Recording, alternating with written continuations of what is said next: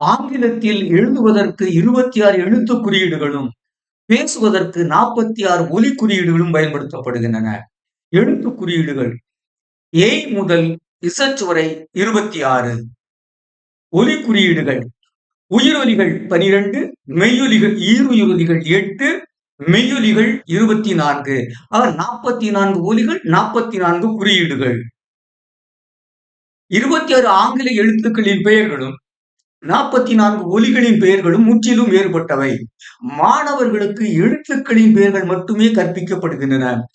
ஒலிகளின் பெயர்கள் கற்பிக்கப்படுவதில்லை.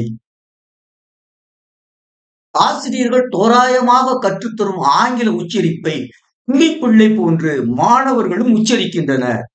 மழலையர் வகுப்பு முதல் ஆங்கில முனைவர் படிப்பு வரை உலகெங்கும் நிலை இதுதான். எழுத்து பெயர், ஒலியின் பெயர்.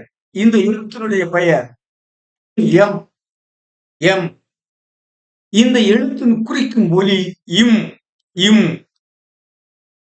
எம் யு எம் எழுத்துக்கள். இம் ஆ இம் ஒலிகள். I read Tamil newspaper now. I read Tamil newspaper now. எழுத்து குறியீடுகள், ஒலி குறியீடுகள்.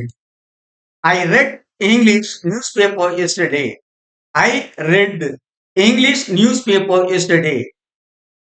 இங்கே RED என்ற சொல் நிகழ்கால சொல்லாக, நிகழ்கால வினை சொல். எனவே ரீட் என்று உச்சரிக்கப்படுகிறது. அதே சொல், அதே எழுத்தை கொண்ட சொல் இறந்த காலத்தில் ரெட் என்று உச்சரிக்கப்படுகிறது. Read read read, read read red.